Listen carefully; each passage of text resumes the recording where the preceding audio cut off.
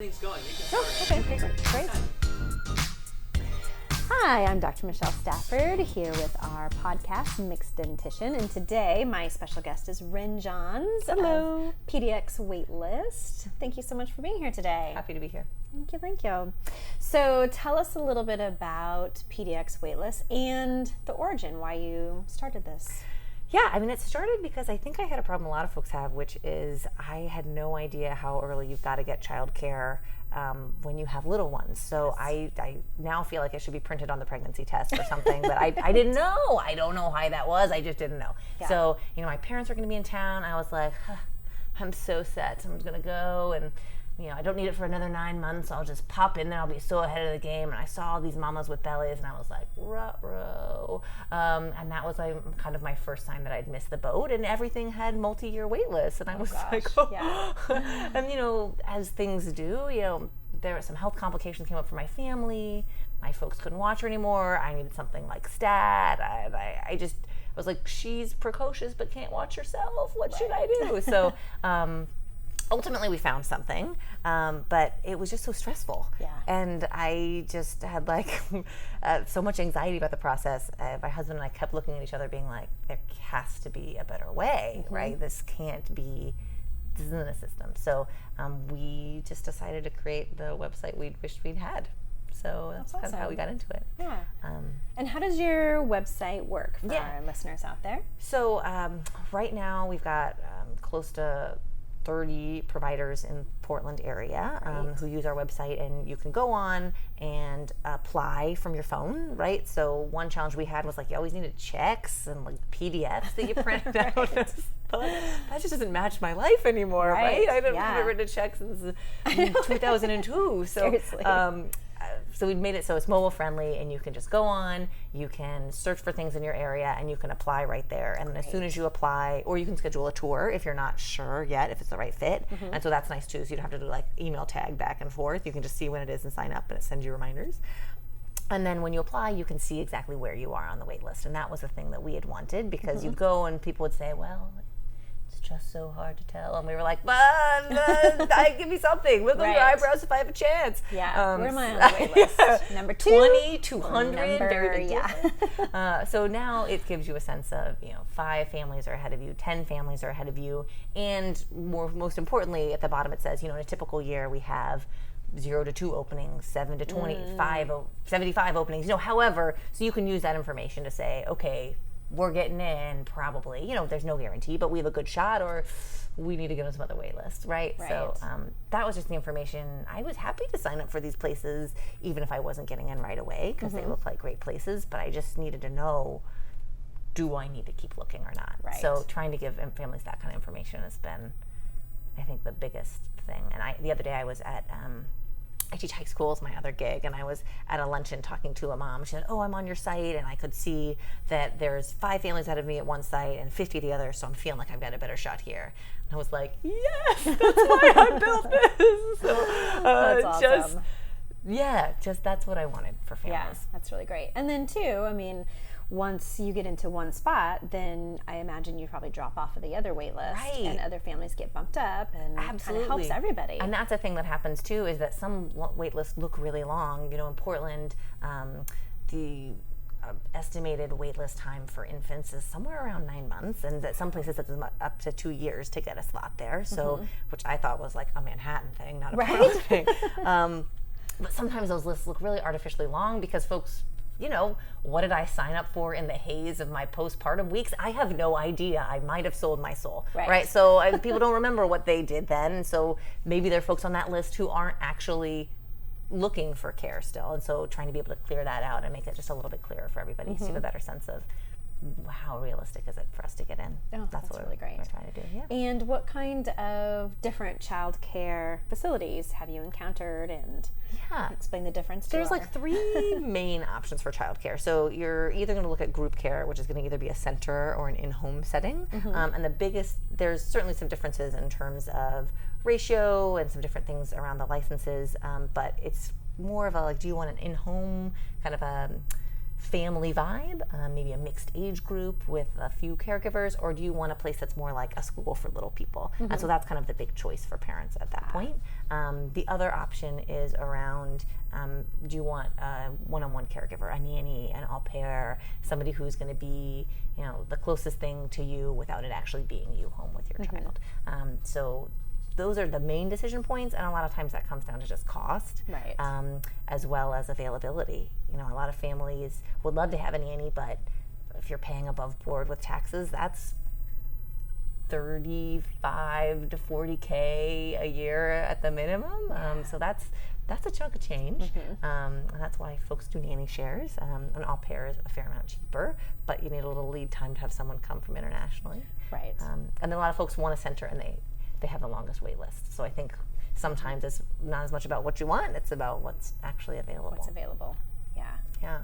Well, it's a great service that you're providing to families and to the centers too. It sounds like it's streamlining their process. Yeah, because they're small business owners too, and I think, as we know, sometimes the challenge is just getting the word out there. Yes. So one of the things I do is I work with families one-on-one if they're in a jam, kind of consulting with them to help them find a spot. And so often there's almost always something. So if you're watching this and you don't have care, like there's something out there, I promise. It's just a matter of finding it. And so I like being able to be that bridge who can say, there's this open slot that's losing this really great provider money, and there's this mama who's hungry for a good place to put her kids. How can I help you find each other? Right.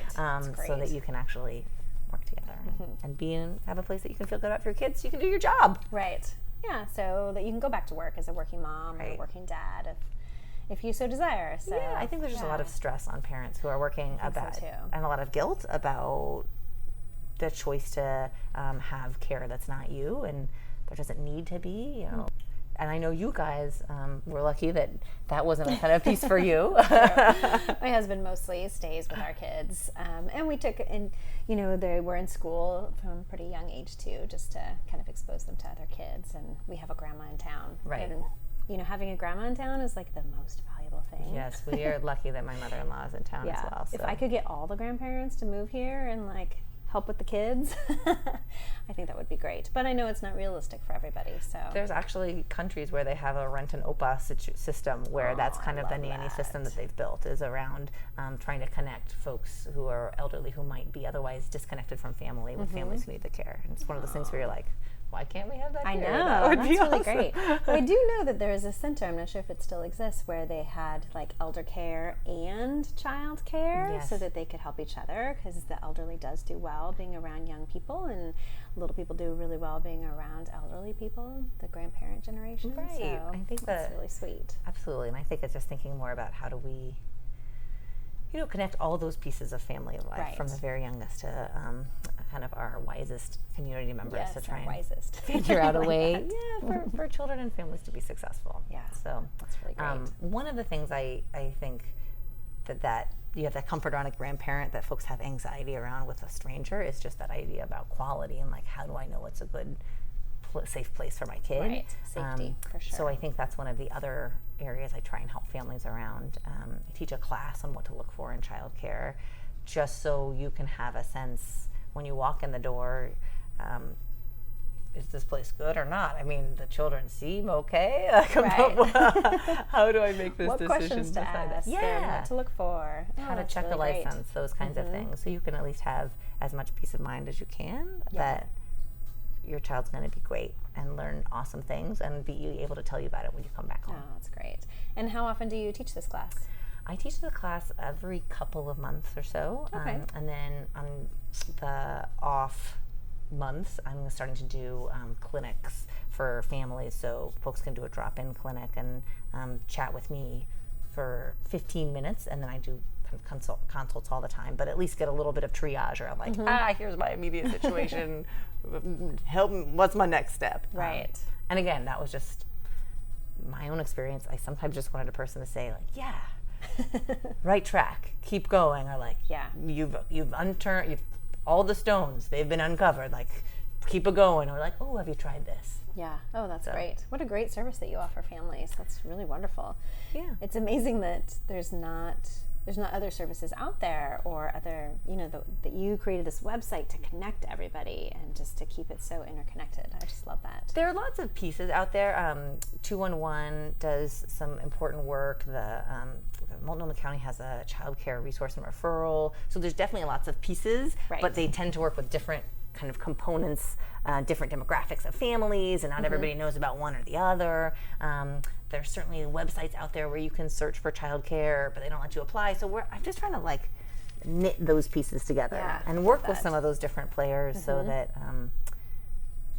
we're all so busy trying to track down the 10 different websites you need to go to. Who's got time for that? Right. So how can we centralize and make a little bit more of a hub and just make life easier for everybody? I know, that's really great. Yeah, making parents' lives easier, that's fantastic. Yeah. Anything we can do to do that, for sure. There's just a lot, I think, that we all, as working families, do. And so anything to streamline makes life better. Oh, wonderful. And tell us the name of your website.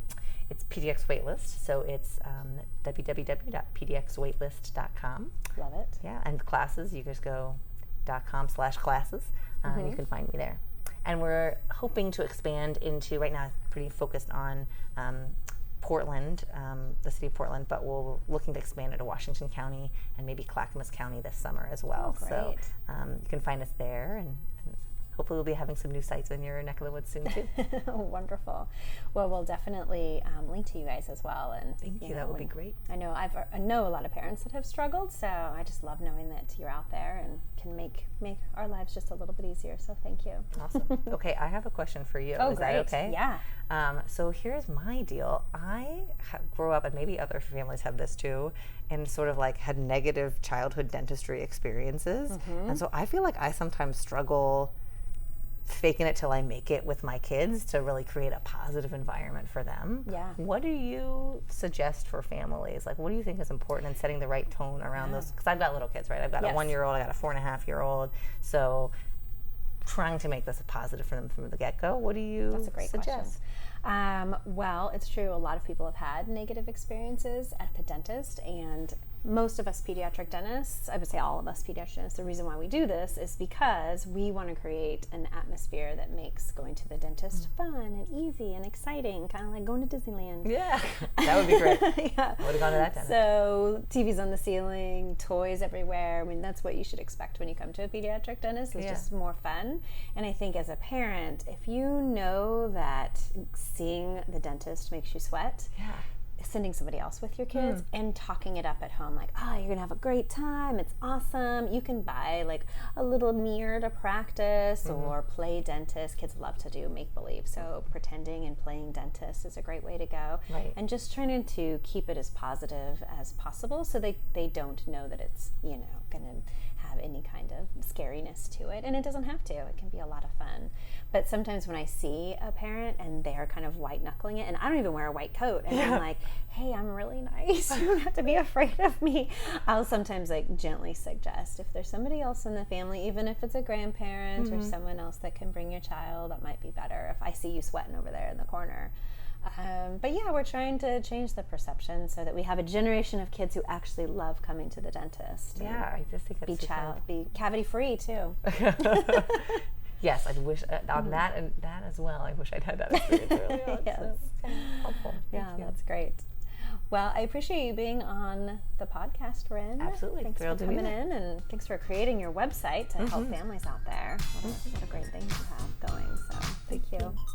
And for all our listeners, thanks for tuning in, and remember to fill the world with smiles. Bye.